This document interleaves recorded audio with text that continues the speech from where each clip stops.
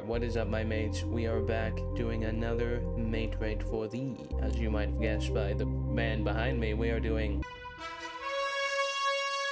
Enough of the title card jokes. We are doing the Invincible Season 4 review. I have my mustache ready to go. Feeling Viltrum pilled, Viltrum maxing. It was a very good season. I was very pleased with it. But there will be some spoilers in this, so spoiler warning for the... So the first episode was solid, a good intro. Second episode was really good. I was a big fan of the second episode because we really get a lot more of what's actually interesting in this show, which is the Viltrumites, and we get Nolan's backstory a little more. So I was very pleased with that. Just seeing how brutal this society is and how messed up they are.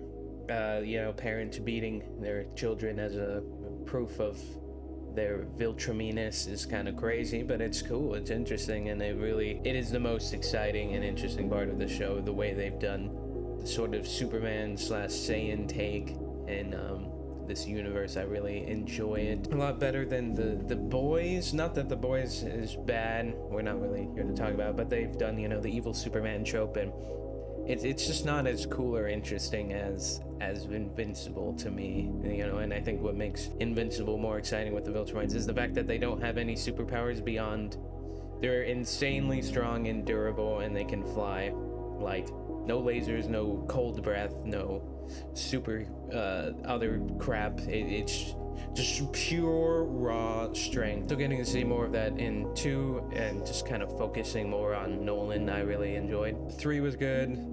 We got to see the Flaxons, I believe, come back, and so that was cool. I always found that a bit interesting, you know, these aliens that just randomly invade every now and again, and it's been years for them, and they age in the universe of Earth, and it's just cool. It's interesting. Good little callback enemy, other than Mark getting beat up by mechs. I mean, I guess the mechs were designed to beat Omni-Man, so okay. But then we get to episode 4, and that was kind of where I was losing faith in this season, because it was a really filler episode. A lot of people found it to be the same. It introduced too much new crap to me. I'm like, we are supposed to be focusing on certain things. I just don't like when the show adds too much crap, and this whole thing about hell is actually under the earth, and the devil tortures ancient monsters, because if those monsters come up, they will destroy the earth. I don't know, it's kind of lame. I didn't really like that addition, and it's just setting up a new future thing with them escaping. Damien Darkblood's cool character, I guess, but I don't know, having a filler in the middle of the biggest like season yet, okay, whatever. But then 5, 6, and 7 were the whole war, the fight with Conquest, Mark Spaghetti, the memes for these episodes has been top notch, and I think that's what's been extra fun about this season of Invincible, is every week there's just some new Invincible brain rot, so that's really enhanced the season for me. You know, I love these reels, like I love my protein tubes with white sauce. But I really enjoyed Thrag. A lot of people were clowning on him as the episodes were releasing. They didn't like Lee Pace, but Lee Pace is fucking awesome. I'm sorry. He played Thranduil in The Hobbit, and that was like the best acting performance in those movies. And he's got a good command. He's got a very regal and terrifying voice, but it's not like Conquest was. I think it suits him well. He's a regent. He's purebred monster, but he's cunning and he's smart. So, and you can just gather that by how he talks. I will say he had kind of a baby face, which was a little disappointing, but I think the aura farming scenes of him just flying in space, especially in episode 7, were awesome. That whole fight scene in episode 7 was great. Them blowing up the planet, just really awesome. And it's having big implications, as we see in the last episode, with them going to Earth, and they are going to blend in and repopulate with humans because they are the most compatible, as Mark has shown them so kindly. And Mark is left with an impossible decision of, do I let this happen, or do I get absolutely bodied and then everybody else gets murdered on Earth? and then Viltrum's still around either way.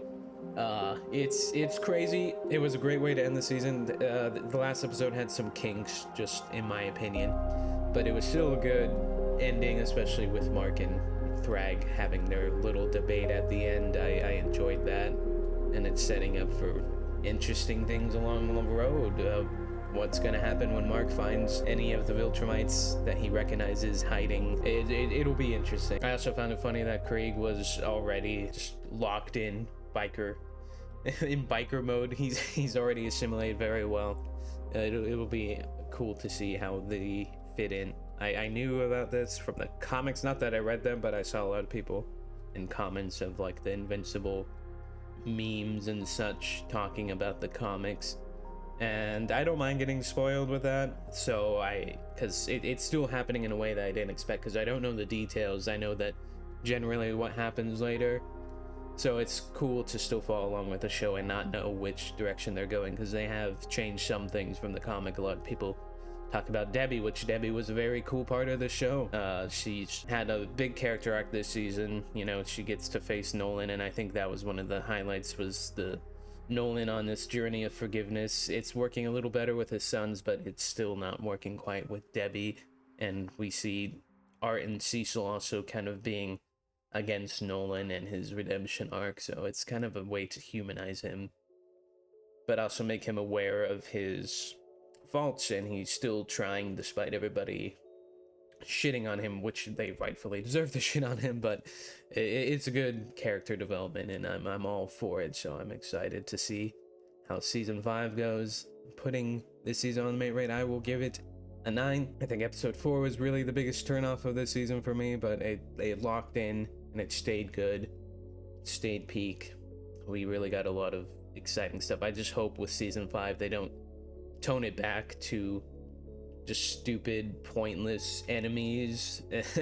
I mean, there was even some of that. I think, what was it, episode 3, the stupid dragon guy came back and everybody was laughing at the PNG in that. Season 4 was by far the best season, and I'm excited to see where they go with this curious superhero project. But thank you, my mates. Let me know in the comments what you thought.